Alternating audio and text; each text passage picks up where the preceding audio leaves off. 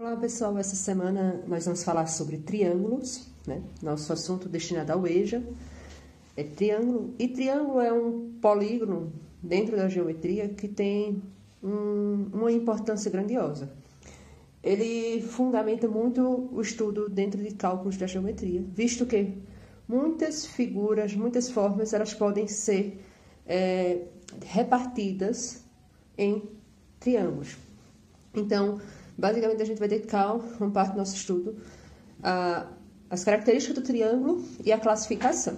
Então, o triângulo é o polígono que contém a menor quantidade de lados, no caso, 3 lados. E quais são as características principais do triângulo? O triângulo é formado por 3 vértices. Os vértices são os pontos em comum entre os segmentos de reta que formam este triângulo. Então, eu tenho aqui um ponto A, então eu tenho o vértice A, tem o vértice B e tem o vértice C. Esses são os vértices do meu triângulo. O ponto A, o ponto B e o ponto C. O triângulo ele tem 3 lados. Os lados são os segmentos de reta. Lembrando, os vértices são pontos. Os lados são os segmentos de reta. Quais segmentos de reta? É exatamente a parte da reta que está aqui delimitada pelos pontos. Então, eu tenho aqui de A até B, é um lado. Então, nós vamos expressar o lado AB. E esse tracinho em cima significa segmento de reta. Então, eu tenho o lado AB, eu tenho o lado BC e tenho o lado AC. Então, novamente, o segmento de reta aqui está entre os pontos, né? A região é o conjunto de pontos que está delimitado aqui do ponto A até o ponto B, do ponto B até o ponto C e do ponto A até o ponto C. Então, 3 vértices, 3 lados. E também possui 3 ângulos internos e 3 ângulos externos. Ângulos internos é o que estão demarcados aqui, ó, que é essa região aqui formada pelos segmentos de reta. Quando eu juntei aqui o segmento de reta AB com o segmento de reta BC, forma essa região aqui, ó, essa abertura. E aí, essa abertura aqui, nós chamamos de ângulo, vocês já estudaram. Então, essa parte, todos os ângulos que estão formados aqui dentro do meu triângulo são chamados de ângulos internos. Que aí eu vou ter o ângulo de vértice em A, de vértice em B e de vértice em T. Em C, que diga, perdão aí. Então, quem são os ângulos internos? Eu vou ter o ângulo de vértice em A, aí a gente usa o chapéuzinho, vértice em A. Eu tenho o de vértice em B e o de vértice em C. Às vezes, ele vem delimitado, representado com uma letra. Na maioria das vezes, letras gregas. Alfa, beta e gama. Aí você pode usar essa simbologia na hora de representar o ângulo. E nós temos os ângulos externos. Os ângulos externos, eu coloquei aqui um pontilhado, que se você observar, está aqui seguindo um pontilhado, que seria a continuação da reta que passou pelo ponto A e ponto B. E aí, eu observo que formou aqui um ângulo. Está formando um ângulo com o lado BC. O prolongamento da reta B com o lado BC forma um ângulo. Esse ângulo aqui é o ângulo externo em relação ao vértice B.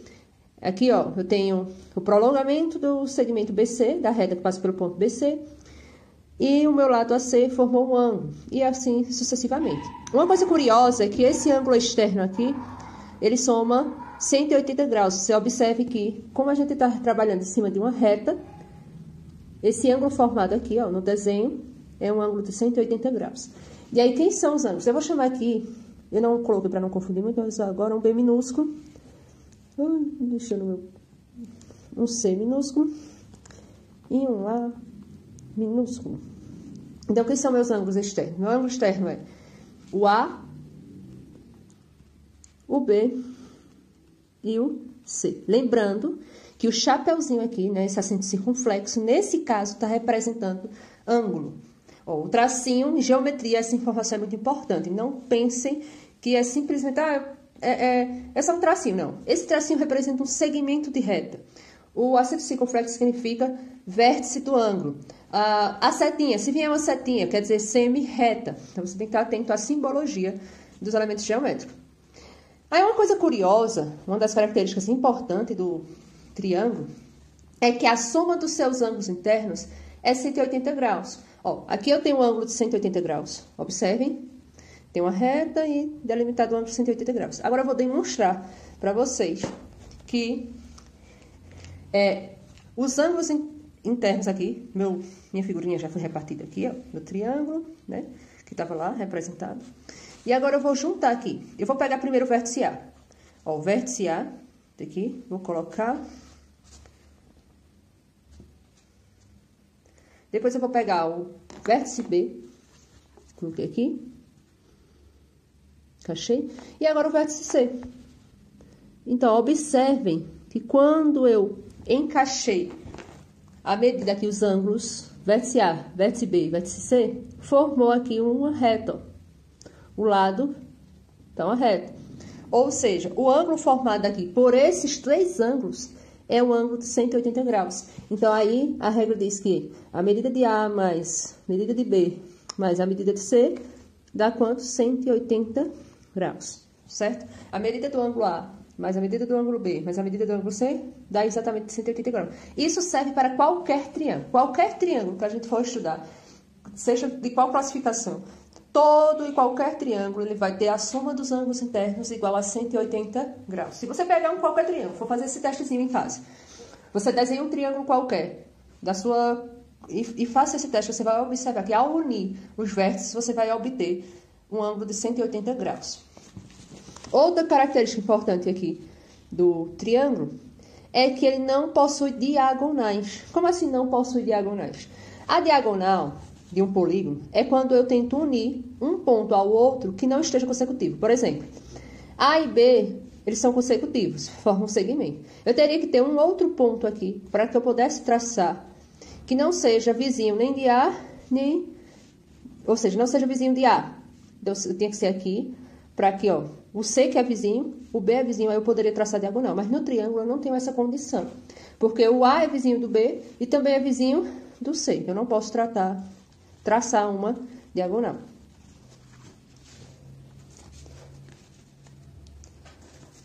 Agora nós vamos trabalhar a classificação dos triângulos quanto ao lado, quanto à medida dos seus lados. Então, quanto à medida dos seus lados, os triângulos podem ser equilátero, isósceles e escaleno. E aí eu vou usar a régua para me auxiliar nesse contexto, certo? Observe o seguinte. Se eu pegar aqui, nesse caso eu peguei um esquadro, mas aqui eu tenho uma medição, certo? Está graduado em milímetros e em centímetros. E eu vou medir, ó. Eu vou medir aqui o lado AB. Meu lado AB é 4,5. Então, eu sei que aqui vai medir 4,5 centímetros. Vou pegar agora e medir o lado BC. Quando eu medir o lado BC, deu 4,5. E se eu medir o lado AC, quando eu medir o lado AC, também vai dar 4,5 centímetros. Ou seja, a medida do lado AB, do lado BC e do lado AC é a mesma. Então, é a característica do triângulo equilátero, é quando todos os lados são congruentes. O que é congruentes? É que possuem a mesma medida. Então, eu posso dizer aqui que a medida do lado AB é igual à medida do lado BC, que é igual à medida do lado AC, certo? Pode também aparecer usando isso aqui, esse símbolozinho. Esse símbolozinho é o símbolo de congruência. Então, AB é congruente a BC, que é congruente a AC. Então, no triângulo equilátero, os lados possuem a mesma medida.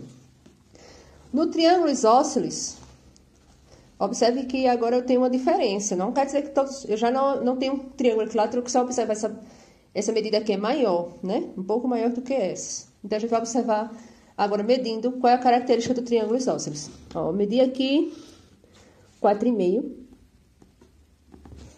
Medi aqui 4,5. E vou medir aqui embaixo. Obtive 6 centímetros. Então, o triângulo isósceles, ele tem dois lados com a mesma medida e um terceiro lado distinto. Um terceiro lado com medida diferente. Então, ó, dois lados são congruentes, possuem a mesma medida, e um lado tem uma medida diferente. Então, eu posso dizer que a medida MN, do lado MN, é igual à medida do lado NO, mas essas medidas são diferentes, ó, o símbolo de diferente, que é o de igualdade com esse tracinho cortado, é diferente a medida do lado MO, certo? Então, no triângulo isósceles, dois lados têm a mesma medida e o terceiro lado tem uma medida diferente. E o triângulo escaleno, se eu observar aqui, eu já vejo uma diferença grande, né? Eu observo que esse lado ele é bem menor do que esse, que são menores do que esse. E aí, quando eu medir, ó, medindo aqui, eu vou ter o lado DE, medindo 6 centímetros. O lado EF, medindo 4 centímetros. E o lado DF, 9 centímetros. Então, observe que as medidas são distintas. Então, todos os seus lados têm medidas diferentes. Então, eu vou dizer que a medida do lado DE é diferente da medida do lado EF, que é diferente da medida do lado DF. Aí ficou horrível, mas... Então, lembrando aqui, medida DE é diferente da medida EF, que é diferente da medida DF. Então, essa é a classificação quanto aos lados. Você vai classificar em equilátero, isósceles ou escaleno. Lembrando, ou ele é equilátero, ou ele é isósceles, ou ele é escaleno. Não pode ser dois tipos. A classificação, ou um triângulo é um desses casos, ou ele não pode ser considerado dois casos, certo? Ou ele tem todos os lados iguais, ou ele tem dois lados iguais e um diferente, ou ele tem todos diferentes, certo? Então, concluímos por aqui. Eu espero que vocês tenham compreendido. Boa semana de aula. Respondam ao exercício e qualquer dúvida, entrem em contato com o professor de vocês. Cheiro, paz para vocês, tudo de bom.